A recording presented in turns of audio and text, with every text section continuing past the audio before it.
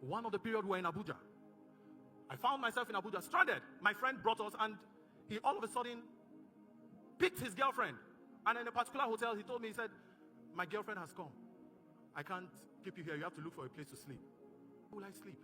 He said, it's not my business. Go outside and wait for us. So I was at the entrance of the gate of the hotel. And he was driving out, luckily, with his girlfriend in the evening. And he said to me, we're going to go and eat fish. And do you want to join us? I said, why not? No problem. I joined them. And while I was there, they were enjoying, people were dancing, but I was like this sober. And I was saying, Lord, where will I sleep? That was my major problem. And immediately a guy walked in that I see at home, in our hometown, whenever I travel. And they were hugging him, everybody was hailing him, and I stood up and jumped, and I was hugging him and hailing him. He didn't understand why I was hugging him, because at least anywhere he's going that night, I will hold him to sleep there. No place to go to, no place to sleep.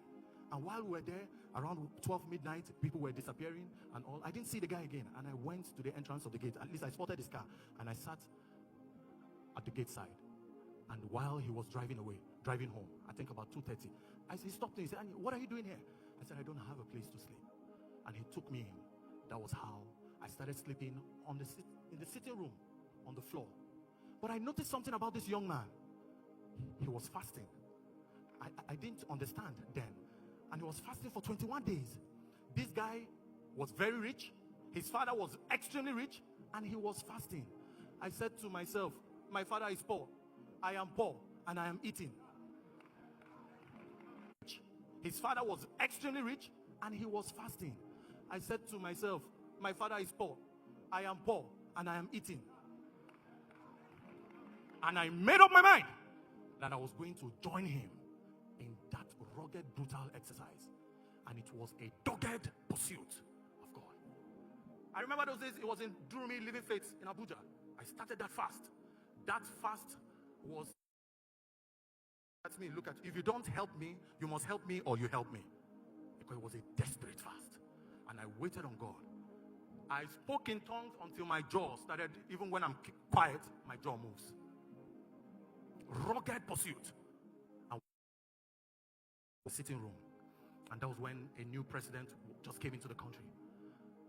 And I was watching, and the then vice president had somebody, one huge policeman behind him. And the Holy Spirit said to me, you can meet that policeman behind him.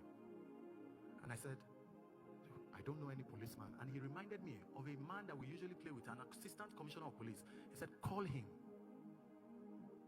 You know, I call God the...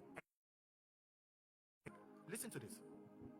When I called him, I said, sir, where are you? He said, I'm in the office. He said, can I come and see you? He said, oh, why not? Come. And I went to see him at the police headquarters.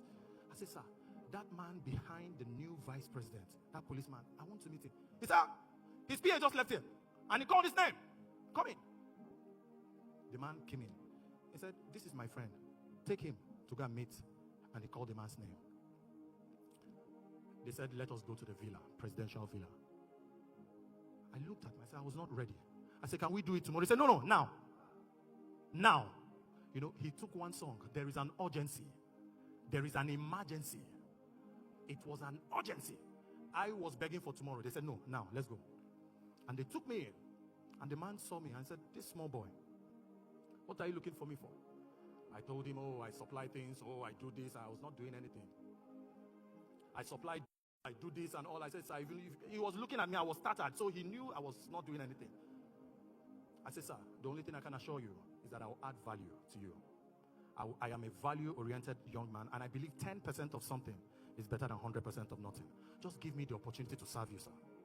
And he looked at me and made a call to one place, to one of the ministries where I went to for supply of diesel. When I was getting to the place and I met the woman that was in charge, there was a man behind him with a fire. I said, ma, I prayed in tongues downstairs and I got upstairs looking for the woman. When I got there, I said, ma, I supply diesel and I came here to seek for an LPO to supply diesel. And she looked at me and he said, call the other man that was there. The man had the file for a request for diesel, standing just right behind me. Extraordinary strategist. When I was telling some young people that there can be no prosperity without spirituality. In the secret place, you control everything, and it manifests in the physical. And the young man brought the order and asked me for my company name and wrote it and sent it back. And I asked that I should come back the next day. The next day, they gave me the LPO. The problem was, where was I going to raise millions of naira to buy one truck of diesel when I had never seen 200,000 naira of my own? I took the LPO and I ran to a place called Suleja. And I met an Alaji. The truck had products in it. I said, sir, please follow me. My auntie is the DG of that place. Please, if we supply this thing immediately, they will pay immediately. He said, are you sure? He said, they will pay. That's my auntie. Listen. We went to the place. When we got there, we supplied. They said they will pay after 2 weeks. I had to disappear. 2 weeks, the man needed his money immediately. They started looking for me with police.